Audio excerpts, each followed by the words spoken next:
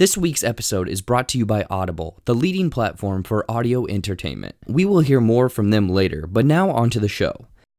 All right, guys, welcome to, I think, episode 5 of Movies and Nonsense. You know, this has been, the response has been great, you know, getting all of these other fellow creators, reviewers, friends, family over on this channel to talk movies and, of course, nonsense.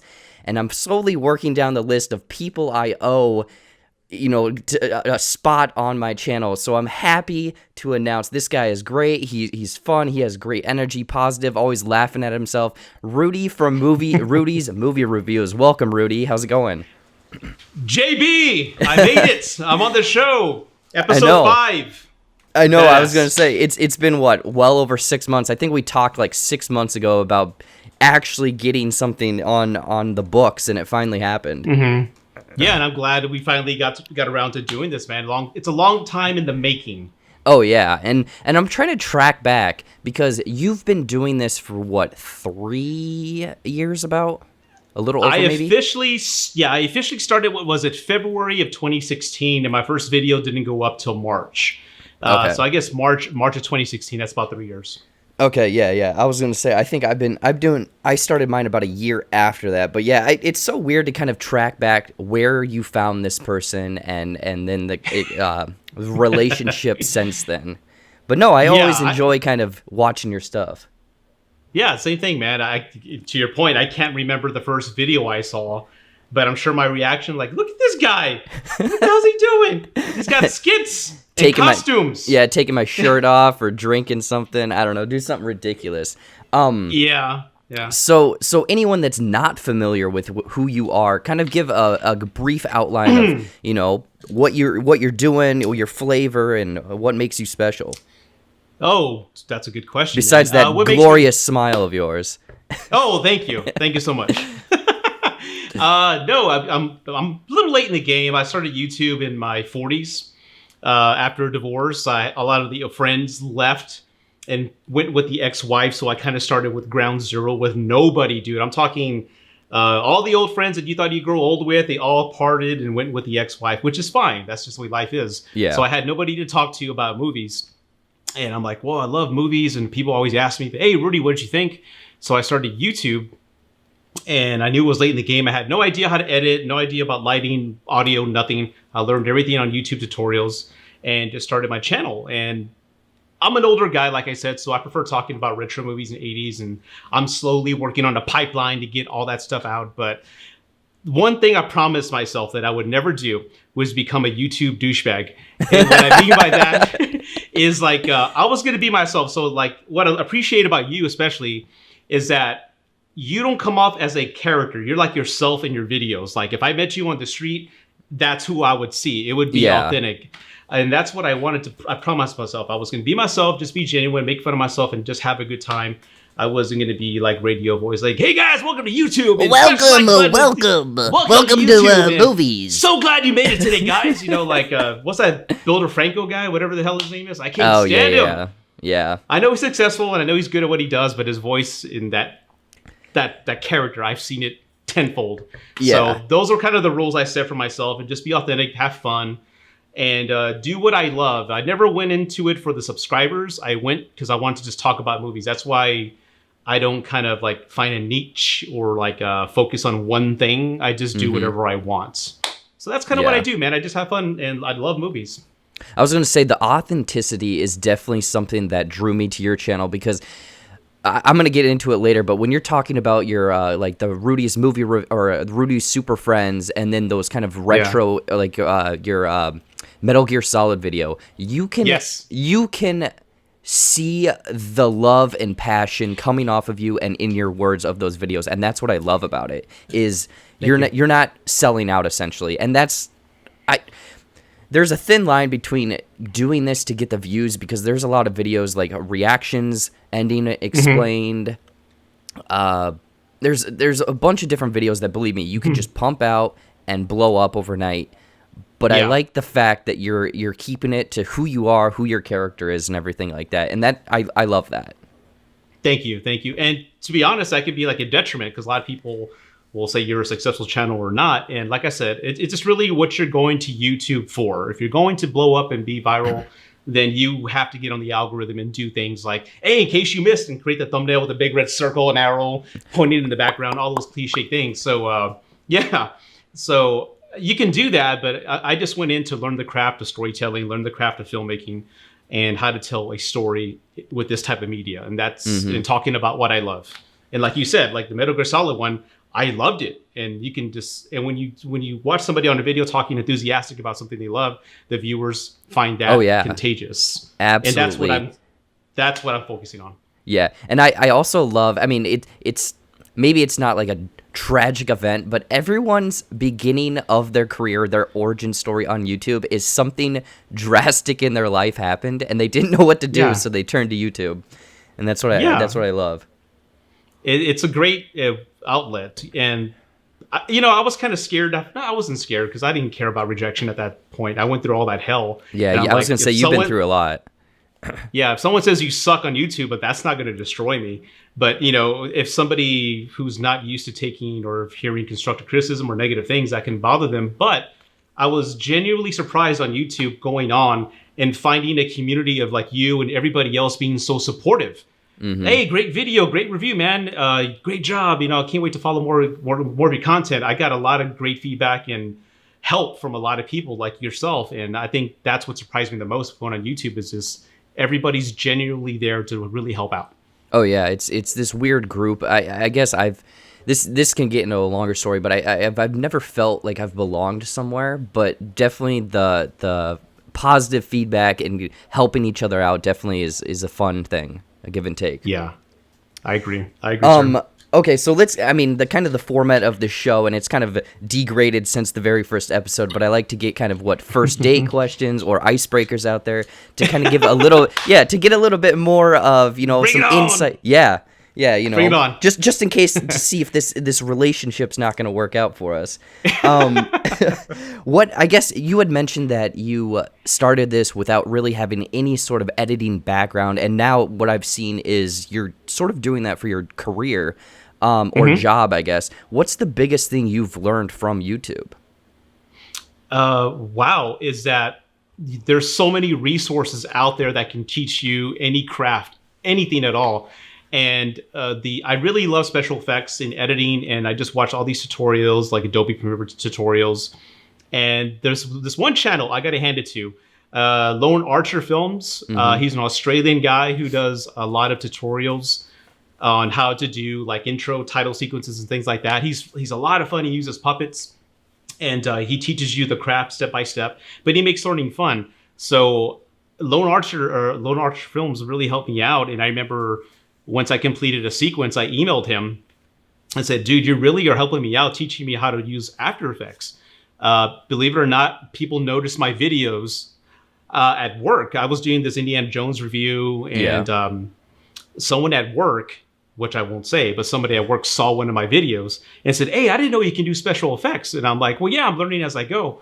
And they said, well, can you do that here at work? And I'm like, yes, absolutely. I'm like, I'd love to. And since then, I've been doing not reviews. I go to leadership rooms, like I go to the VP's room and they want to film a message to the company. I set up everything just like you do here and set up the cameras, and I'm behind the camera. I'm a director. I own the set. I tell everybody to be quiet and I'm in charge. And like, hey, sir, can you do that one part one more time? Let's slow down. I'll cut there. Well, let's try it again. And I learned from people at work, but Lone Archer really helped me out. And I said, thank you for that. Because of you and helping me just learn this skill, it's paid off and got me a better career, my foot in the door. A better career. And he just said, wow, Rudy, that means a lot to me. Thank you so much. So I owe a lot to him. That's awesome. I mean, okay, so obviously on YouTube, you're in front of the camera, and then there you just mentioned you're behind the camera. Which one do you kind of prefer? Honestly, I'm starting to love behind. Really? I am, seriously. Learning, how we talk films, we talk about storytelling and characters and arcs. I appreciate any director or anybody making films out there, because it's a big challenge to spend 9 months to a year to make something, a short film or whatever, and then YouTube critics like myself say, hey, it sucks. And I'm like, that's kind of mean to say. So I'm challenging myself to learn filmmaking. So I'm taking, I'm learning storyboarding. I'm talking to people at work who have been in the business longer than I have.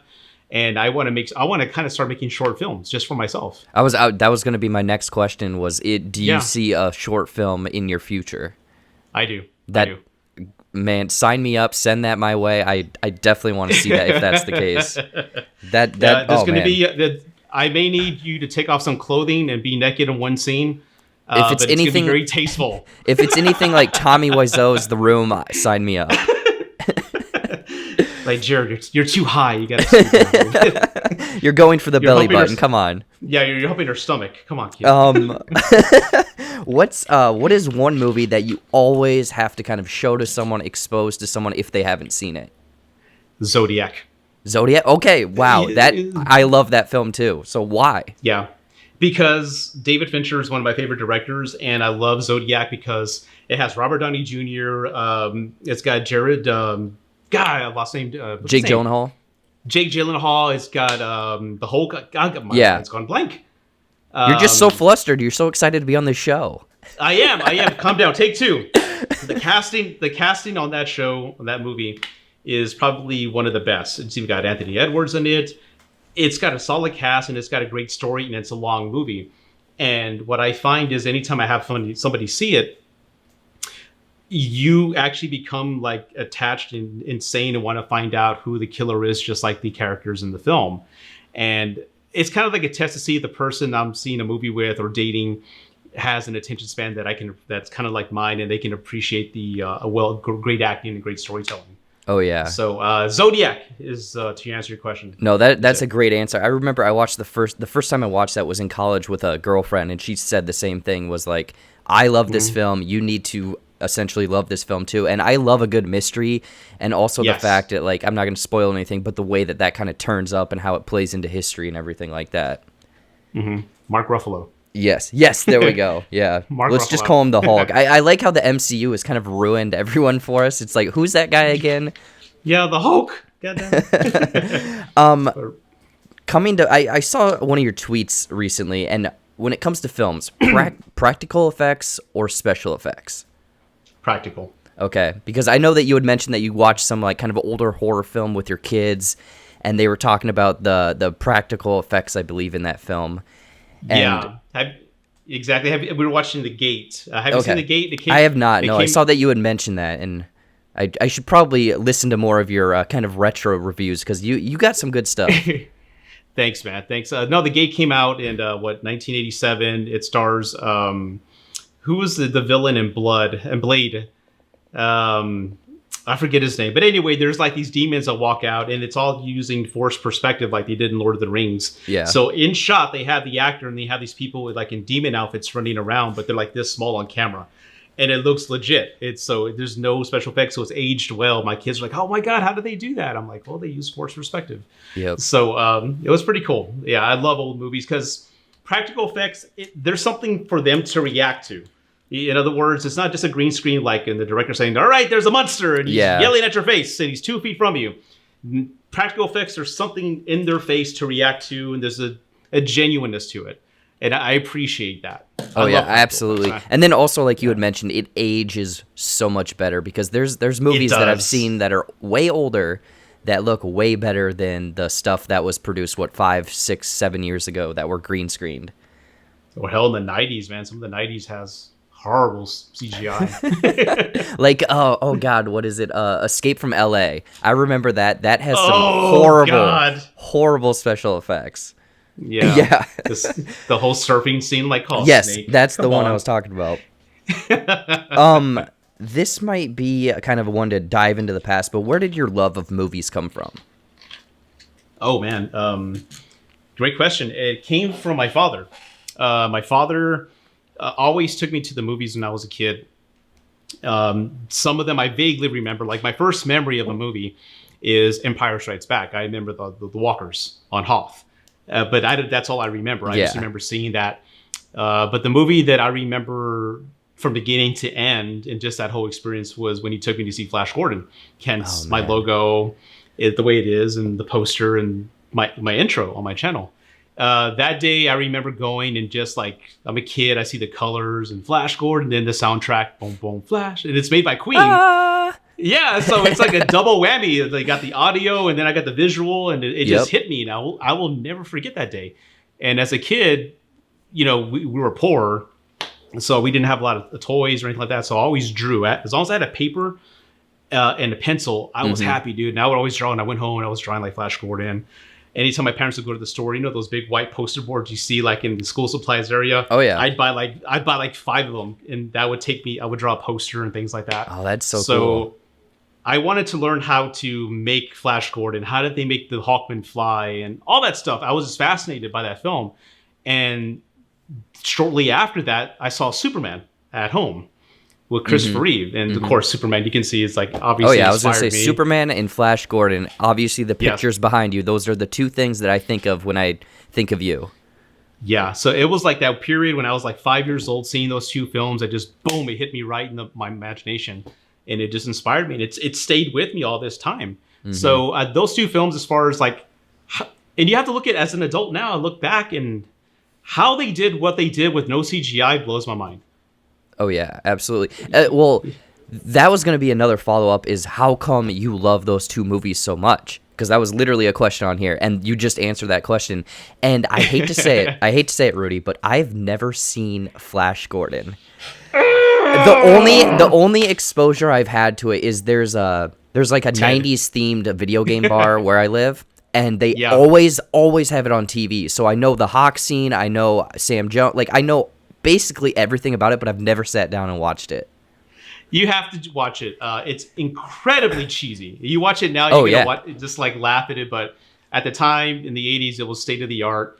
And again, just like fly my Hawkman, and then Brian May kicks in with this solo. Brian May leads, Voltan to go destroy Ming. It's like Brian May from Queen. And that's another crazy thing is you had mentioned the music. I have one or two of the songs on my like old MP3 player. I don't know where I got them, but I was like, hey, this is awesome. Like Flash, savior of the whatever of the universe. And I'm like, this is awesome. And then I eventually connected it to the movie, and then here you are. But I should probably do that as a JB classic one of these days. You should check it out, man. Check it out. Like my intro to my channel is a Queen song. It's the song called Hero. And it's the live version that they did in Montreal. So that's the intro is all Flash Gordon and Queen. So would you like to see them remake that movie? I asked Sam Jones that. I asked him that question. Yeah. I actually met him at a Alamo Drafthouse. Yes, I would. Yes, I would, because I know he would be involved in it. He said that it's gone through a lot of producers, and it was actually in production at one point or another. But then Guardian, this is Sam Jones telling me this. Oh, yeah. He said, I remember you saying this, yeah. Yeah, he said that then Guardians of the Galaxy came out. And that took a lot of what the new Flash Gordon was going to look like. So they go, damn it, we got to hit the brakes. And then the same thing, they did this. Then they were going a different direction. And then he said Thor Ragnarok came out. So Thor Ragnarok and Guardians of the Galaxy were essentially the foundation or framework and the look of what the Flash Gordon film was going to be. Man, so now they stopped. That makes me wonder what it could have been, should have been. Oh man, it's. I mean, the good thing is that those coming out could potentially pave a way for more people for a hunger of that type of movie. So if and when it does come out, more people might be around to see it. Yeah. Have you seen Ted? With yes, the bear? Yes. That, and I was going to say that obviously Flash Gordon plays a huge role in those movies. Yeah. I saw an interview where Seth MacFarlane was saying that it hit him just like me. He's a kid. He saw it. He was, oh my God, it just blew me away. So Seth MacFarlane and I have that one thing in common as far as inspiration. Yeah. And that's, of course, Flash Gordon. That's awesome. Here's some fun ones. What's your preferred theater snack? Popcorn. Popcorn? Straight up popcorn? You throw a little M&Ms or something in there? No. Popcorn, no butter, because butter gives me bubble guts, and then I have to go, to the restroom afterward. I'm saying too much. Yeah. And especially if I have my girlfriend with me and I know I'm taking her home afterward, I'm like, no butter. No butter. But just popcorn by itself with a soda, and I know it's unhealthy. It's like 2,000 calories. I'll eat 2 buckets of popcorn. Whoa! In one movie. I'll finish half of it by the time the trailers are done. Holy crap. That's commitment, man. I love popcorn, dude. Okay, here's another theater related one. What's your worst theater experience? Oh. And this is tough because, I mean, now with cell phones so much, like, that's obviously one of everyone's big bugaboos, but... I can tell you one time I thought I was going to get my ass kicked. I'm listening. It was... Have you seen Pulp Fiction? Yes. Okay. Pulp Fiction's out. And I go to the theater. It's my first time seeing it, and I'm with my high school friends because we all heard you had to go see this movie. And one thing about Tarantino is that he drops the N-bomb more than any other director, and that was not the norm back then, especially in films. You didn't hear that word, but in the character sense and what he was telling, it did. And we're watching the scene, and it's a scene afterwards where John Travolta shoots Marv in the face, and they go, "Where are we gonna go? I don't know." And he goes, "I got a friend at Burbank Studios," and it's Tarantino, and he says, "Where's there a sign outside my house that says, dead blank storage?" You remember that scene? Mm-hmm. And I laughed like, "Oh my god, I can't believe you said that." And I was laughing because I thought it was like hilarious. Like, I can't believe you just said that. And the whole back and forth, and somebody kicked my seat from behind me, and I went, "What the hell?" And I turned around, and it's some black people, and they got mad at me for laughing at that. I'm like, "Oh, okay." Yikes. And I just kind of sat down like, do I laugh or not? Or what do I do? Did I say something wrong? Was I offended? Oh my god! Because everybody in the theater was laughing, but they kicked the back of my seat, and I turned around like, "Oh shit!" And I just kind of like, I'm gonna get killed. I'm gonna get my ass beat. Oh man. That was probably the worst experience I've had. Scariest experience, but horrible experience. I think that kind of ranks up there. Yeah, I was gonna say that definitely sounds like it. That scared the hell out of me. But but I'm the type, like, if someone's talking behind me, I'm the type. I'm not gonna go. I'm the type that says, "Do you mind?" I'll tell people, "Please." You know what? Down. That person who you are right there. That's who I wish was in theaters next to me every single time I went, because I'm one of those people that I put up with a lot, and there's always nowadays a lot of people on phones, a lot of people talking, and why go to the movies if that's the case? Yeah, and it's out of respect, because a lot of people won't say anything, but I'll be with my kids or whomever, and I will be respectful. I won't say, "Hey pal, turn that damn thing off." I will say, "Sir, ma'am, do you mind? I can hear you, and we're watching the film." Mm-hmm. I'll say it politely, and most times people, when you ask them nicely, they'll turn it off. But no, I'm very vocal like that, because movies aren't cheap. Oh, no, definitely not. Yeah. I mean, it's great that we've gotten kind of those AMC movie passes and stuff like that, or AMC A-list stuff that's almost like subscription-based, which is nice. But again, even that is expensive for some people. Yeah. Mm-hmm. Do you love to read but simply cannot find the time to enjoy your favorite books? Or did you actually forget how to read? Well, try Audible today. Audible is the world's largest seller and producer of audiobooks and other spoken word entertainment, enriching the lives of millions of listeners every day. With their customer-centric approach to technological innovation and superior programming, Audible has reinvented a media category and is the driving force behind today's audio entertainment revolution. And if you sign up today, you can enjoy a 30-day free trial, which includes 1 audiobook and 2 Audible originals absolutely free. Simply click the link in the description of this video to get signed up and enjoy unlimited audio entertainment with Audible. Now, back to the show. Okay, so I kind of want to get into the main topic. I had mentioned, we had both kind of gone back and forth, and we had both launched our Patreons recently, but I kind of wanted to have this broad topic of how do you transition your YouTube channel, kind of not from just the channel to all of these different outlets, because personally, out of the people I know in our sphere, aside from potentially like Sean Chandler, because he's ginormous, you've done probably the most outside of YouTube, because you've done these are the things I've written down that you've done. You're going to fill in the blanks because I know you've done a lot more, but you've done a morning show. You've had super friends, like you've hung out with the San Antonio Batman. You've done ComicCon panels. You have merch. You have a Patreon. You've done interviewing. You've done a lot. Like how? It's funny. You're naming them, and I'm like, wow. I guess I have done a lot. I haven't seen it that way. To be honest, it's I owe it to YouTube first off, because YouTube was the platform that got me noticed at work, that got me a better job, right? Mm-hmm. YouTube was also the platform that got me noticed with the local Alamo City ComicCon. And I think my title, San Antonio's unofficial movie, I was going to say that definitely helps. To do with that. Yep. Because I remember starting on YouTube, and I wanted to be a critic because Chris Stugman, he's the one who inspired me to be a critic on YouTube. I love how he's himself as well. He's genuine. Like if I met him on the street, he would be that same person. Yep. And that's what kind of inspired me to kind of follow that suit. But I go, there's thousands, if not hundreds of thousands of movie critics on YouTube. How am I going to stand out? So I go, well, I love my city. Maybe I can just capture the city market first and then kind of go to Texas and just expand. Yep. So I thought San Antonio movie critic would pop. So I selected that.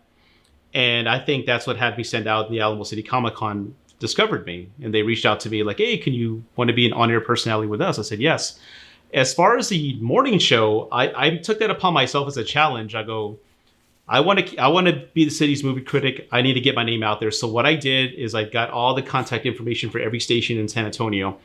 And instead of emailing them an email, I made a personalized video with all my resources and clips. And it was like a video resume, so to speak, of what I've done, my experience, and this is what I want to do. And I sent that YouTube video under unlisted. Oh yeah, you've sent it to me. I've seen it. Yeah.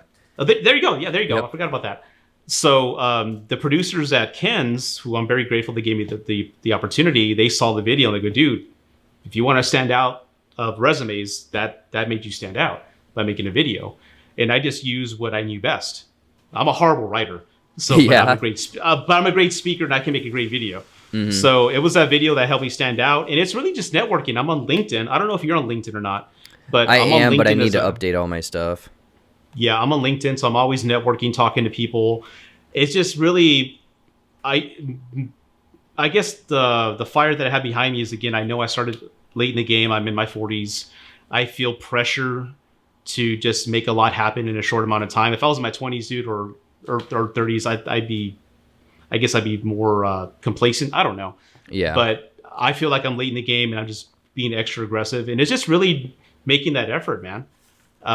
Just making phone calls and just sending emails. Because what's the worst they can say is no or not respond. Exactly. And I'm like, I can handle rejection. I can handle a no. So it was just really me just trying to make a name out there, and that's what I've been doing. Mm-hmm. Well, I know that I had reached out to you. I mean, this was probably 6 months now, but I had reached out to you I was like, hey, how did you get on the morning show? And I still haven't gotten around to do that. I wrote up like a big thing, and I was going to film it and send it to the local radio stations, but I just haven't gotten around to it, and I need to follow your lead because from what it sounds like, again, it's like they're either not going to respond or say no. That's the worst thing they could say. Yeah, and to be honest, I emailed them 5 times each. So I didn't get a response for the first time. I kept sending that video like, hey, just following up. Did you see it? Hey, just thought I'd try you one more time. So at the 5th time is when I got a response. So essentially just be persistent. I mean, it comes out, it's this weird line of persistence and annoying. Yeah, exactly. And I have a hard line towing that sometimes even when posting videos and stuff. But I'm kind of surprised. Like, so Alamo Drafthouse reached out to you. You didn't contact them at all? Well, I have a friend who's now he's a projectionist at the Drafthouse. He's my sweet brother Numsi. I call him that from the Golden Child. He invited me to a special screening they had for a private movie, and I went to the screening.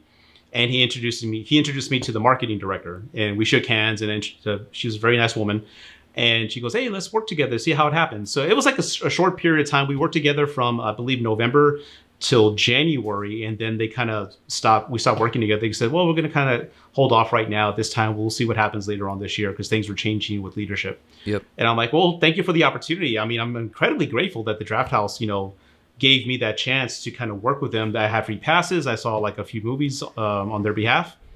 So I was incredibly grateful. And I still go there, but I haven't partnered with them in a while. Mm-hmm. Wow, that's, again, that is wild. Yeah. But the most recent thing is you went to, what? Correct me if I'm wrong, I don't know what Comic-Con it was or what thing it was. Big Texas. Yes, Big Texas ComicCon. And you sat down with, was it Kevin Nash? Yeah. and I watched that video. I was like, Rudy, what are you doing? talking to like talent now. What do you?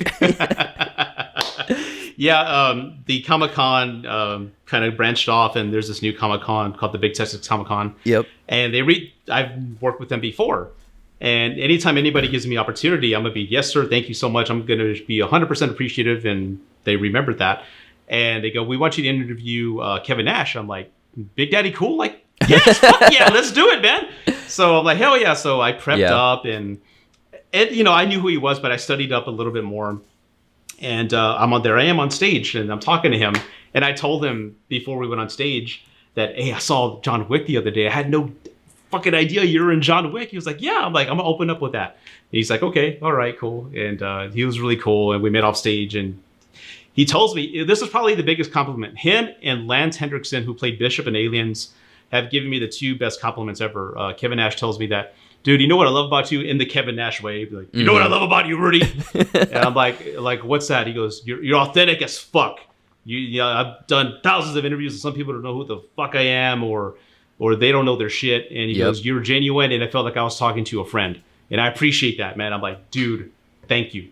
I go, that means a lot. You, sir. Yeah. It does. And I go, thank you, sir. He goes, don't call me sir, call me Kevin. I'm like, Kevin, thanks, Kevin. No problem.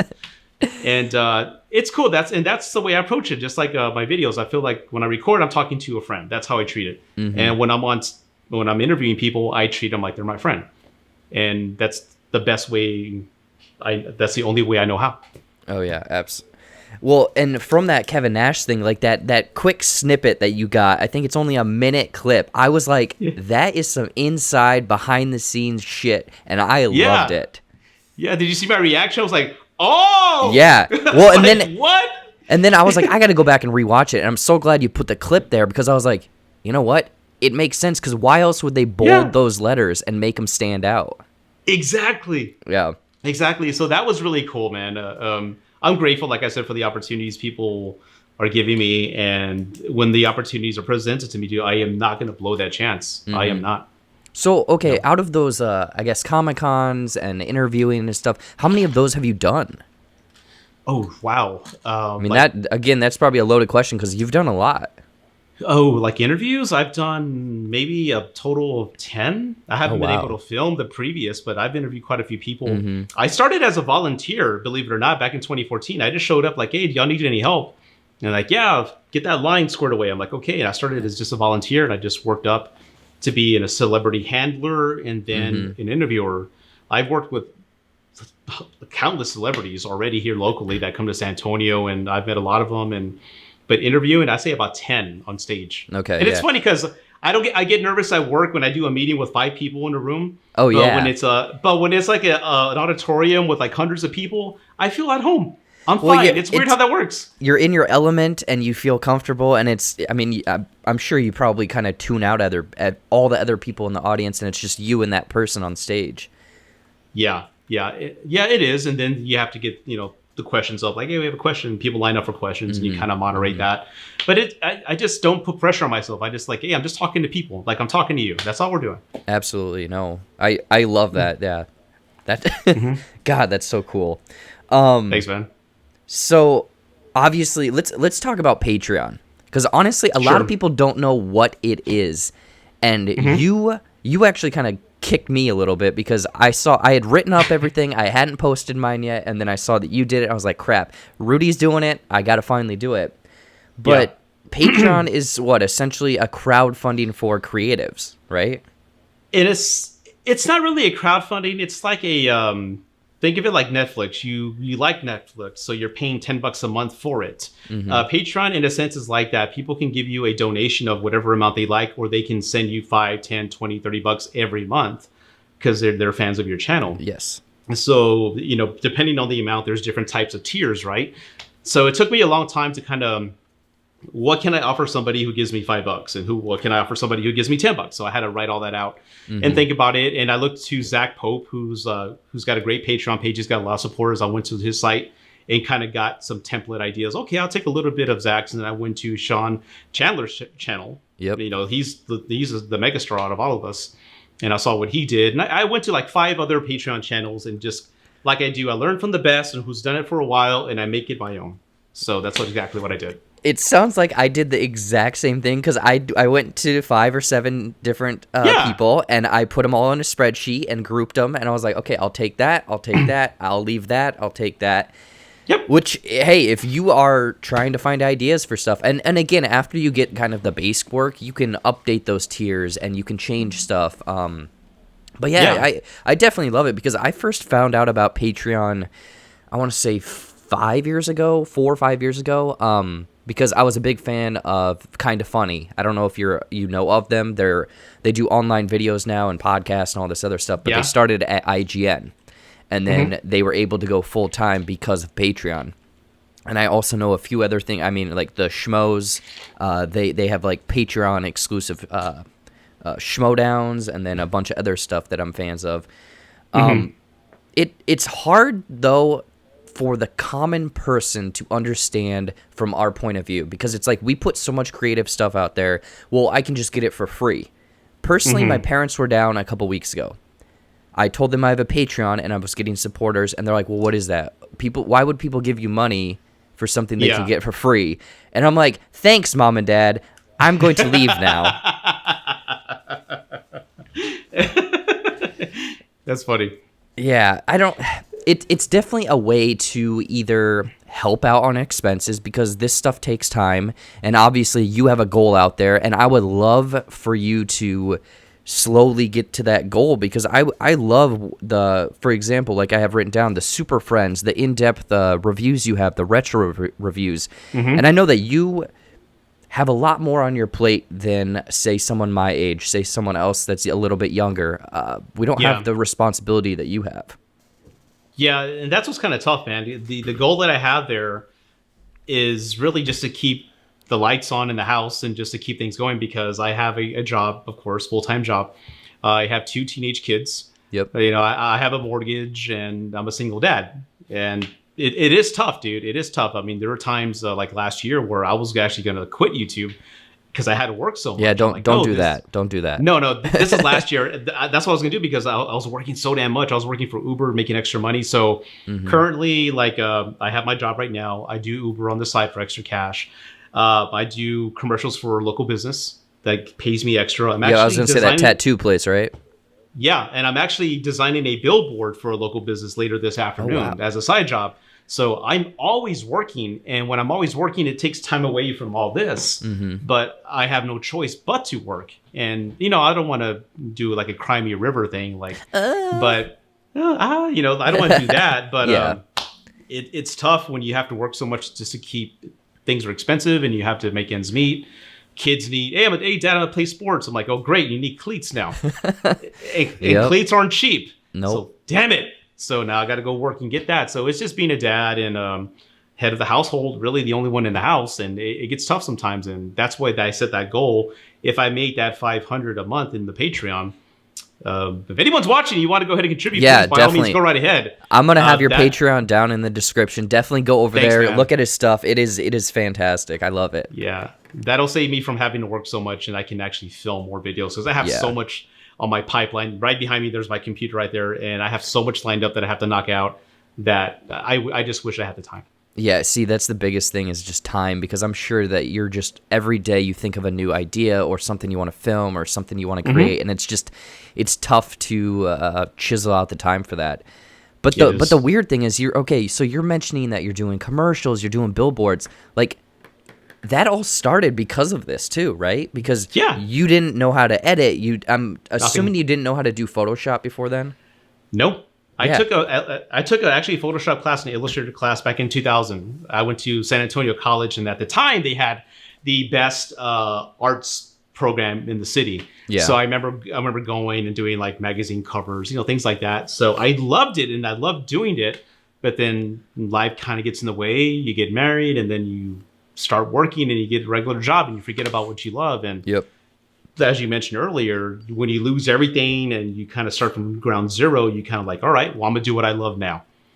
You know, I did the show and dance. Now I'm gonna do what I love, and that's kind of like what I did. And I'm making an effort to learn all that stuff now. But yeah, I had no knowledge about lighting, audio, After Effects, Premiere Pro, editing, nothing, transitions. I had no knowledge of that 3 years ago. It's so crazy to look at kind of what you're producing now and where you're at within 3 years. And I guess my thing is just that story that you just mentioned. Life can get in the way, but just don't give up. If you can't do something for a month, maybe one random weekend after that month, put out one video, and just be like, hey, here's another creative outlet. Because for myself, when I touched on this a little bit in my Patreon exclusive episode this last week, but as an adult out of college, I didn't know what the hell I was doing. Like I kind of was drifting. I would hang out with friends and drink. I was like, what makes me special? I don't want to be boring.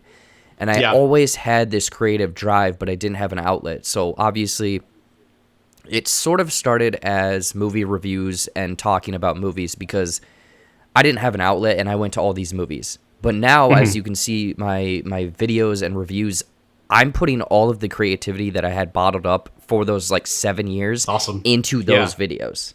Yes.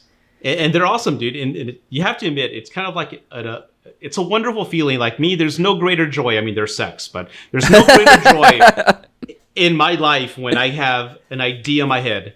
Yes. And then I go on paper and I draw out what I want.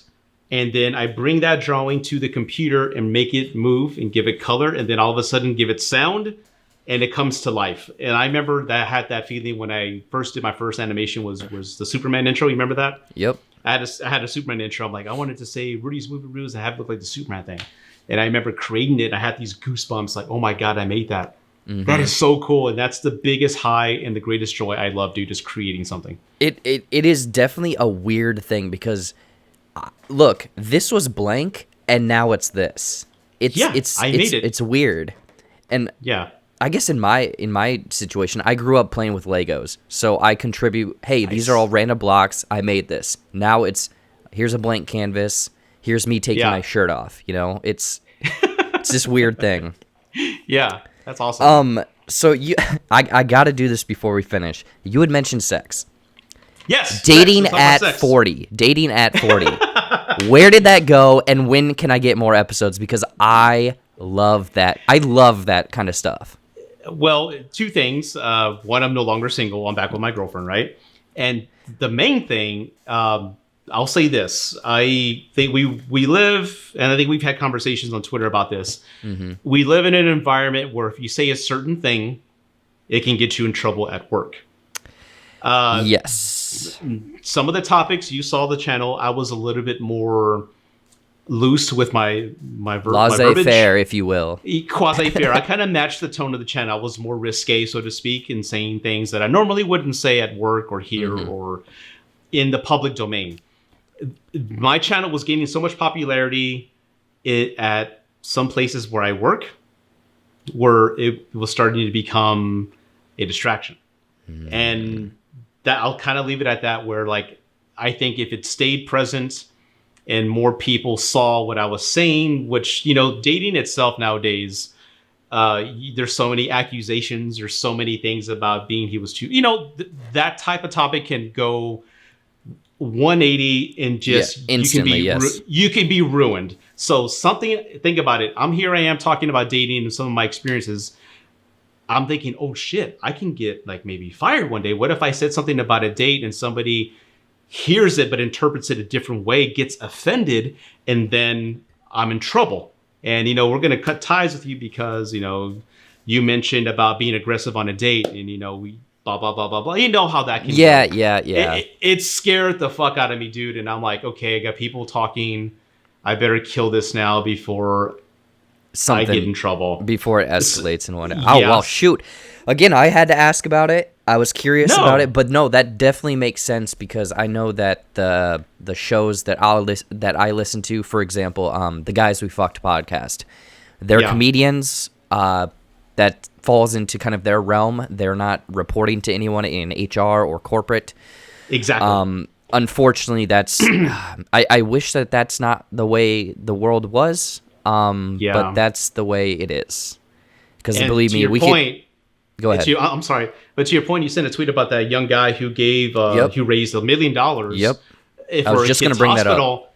And it's a beautiful story, man. But then the news reporters go back when he was a kid Yep. And he was quoting a show, and that got him in trouble. And then the people that he was working with, I think Anheuser-Busch, cut ties with him, and it's bullshit. Yeah. I mean, we shouldn't hold people accountable for a joke that was placed when they were kids. It's a different environment. I can't stand it. But that's, like you said, that's the world we live in, dude. Yeah, it's going to be, believe me, I had this long conversation with multiple people because it's like, how far back do you have to go? How severe? And also, I don't want to get too deep into this, but 5-10 years from now, politics, no one's going to be able to become a leader or a mayor or a governor or anything because of what you said when you were 10. Yep. It's shitty.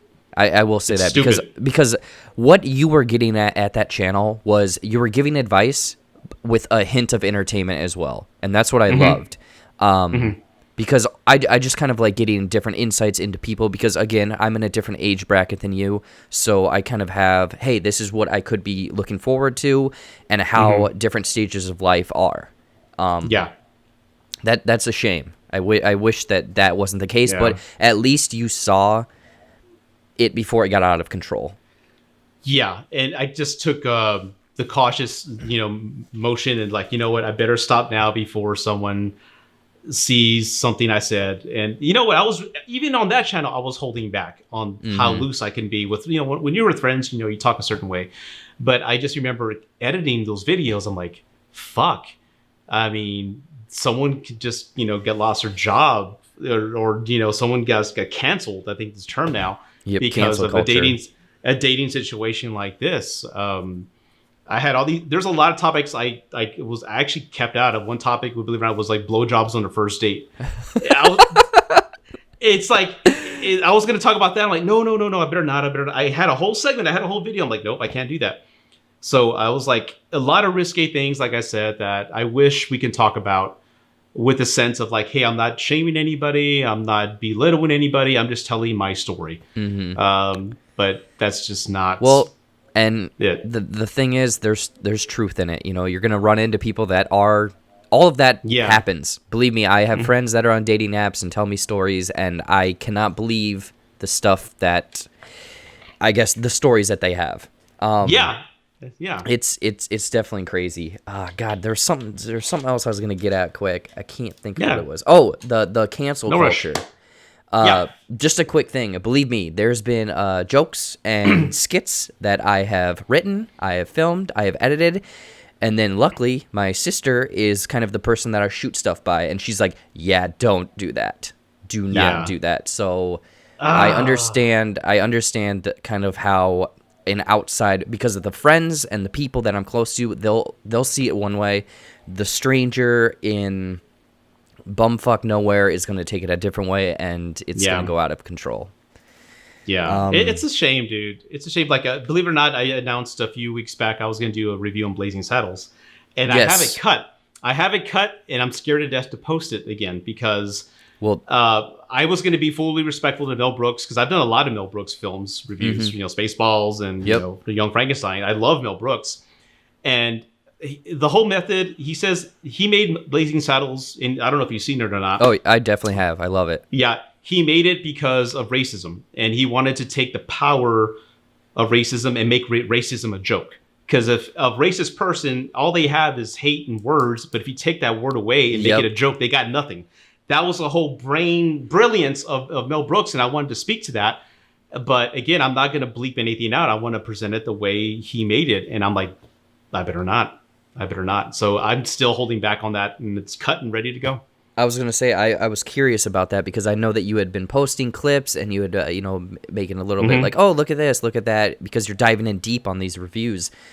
Again, I was curious if it's going to come, but you gotta sit there and, I guess, weigh the positives to the negatives. Which, the thing is, I don't think there's anything bad with that movie because even we have a local, essentially it's the same thing as Alamo Drafthouse. They do these like once a month. They'll have a throwback movie, special menu, special drinks and stuff. And they had Blazing Saddles, and I was like, oh, Rudy just announced that he was doing that. I would love to go see that in a theater.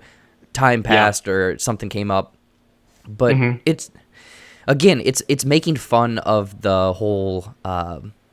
Situation, so they have nothing like hell. Even in my ending explained, This is far from that, but I'm taking someone that's doing something serious that I don't think is funny and making it funny. Right. So it's trying to put a twist on things. It is. And like I said, I have a whole backlog. I have that one ready to go. I just need to tune up a little bit. I have Rudy. Yep. I have like videos that are just lined up that I need to get to. But like I said, I'm designing a billboard later today. So I'm always working. Well, you know what? I just can't get to it. I appreciate you taking the time out of your day to sit down and, chat with me, because this has been great and long overdue. Yeah, man, anytime. And this is a long time coming, and I'd love to do more. This doesn't have to be the only one, dude. We can go ahead and definitely talk about our favorite sex positions on the next one, whatever you want to talk about. Well, hey, definitely. I was going to say, I'm covering all the bases because it's called movies and nonsense, and I feel like that definitely falls into nonsense. Yeah, definitely. So closing, I mean, we're winding down. Closing thoughts, anything you want to promote, just final thoughts that you want to leave with people. Well, first, I want to thank you, sir, for having me on your show. I appreciate it. I respect your work and what you do. For those who are watching and you want to go to my channel, I'm sure Jared will have all the links down below. Yep. Like you've heard on the video, I'm an older guy. I don't punch out a lot of videos, but I do put a lot of effort and love into each one that is posted. If you want to be a patron of mine, the link will be there. I also have merchandise. If you're a Flash Gordon aficionado like I am, you can definitely a nice shirt. Merch. Thank you, sir. And just give me a shot. Go to the my channel. I have a playlist called My Best Work. Pick any video you like there. If you like it, hit subscribe. And if you do, I respond to every comment, and I thank everybody who leaves a comment. And I would appreciate your time and just the opportunity to gain your subscription. That would really mean a lot to me. I'm almost at 1,000. I was going to say, I got 10 left. I was going to say, I 10 more. Yeah, I checked at the time of this taping, and I was like, oh, we're so close. I got to get him to that 1K mark. Yeah. It would have been something if we got it on this video. Yeah, it would be, because I think this would post a week after today, so by that time, hopefully you should have 1,000. But yeah, Rudy, you are authentic, you are genuine, you put so much work into these videos. So definitely, people, check out all of his links in the comments, or in the description. I'm gonna have his Patreon. I'm gonna have all of your social media stuff. Like, definitely go over there, give him a try, watch 1-2 videos. If you think he sucks, still subscribe. He needs those numbers. But no, Rudy, thank you so much. Again, I got to get you on this again. Yeah. At a later date with a different topic and whatnot, because I just love sitting down and talking. I'm not trying to get like huge name brand talent. I want people that are on the same page as me, that I can sit down, literally go and have a drink with. That's what I want this to be, is someone that I just go and sit and hang out with for a while. Yeah, man, that's what it's all about, man. Next time we'll have actual drinks in our hands, some beers. Yes, and we'll rather than water and coffee. Yeah, and by the 49-minute mark, you know what? I love you, you son of a bitch. I love you. No, sometimes, if and when I'm down there, because I know my sister, I don't know how far away San Antonio is from Austin, but I think my sister's moving down there. So if and when, I'll be in that area, I guess. It's only an hour and a half. It's not that far. If and when, I will let you know. But Rudy, thank you so much. Appreciate it. Anything final? No, sir. Just thank you. Appreciate it. Have a great weekend. Thank you, everybody who's watching. And live long and prosper.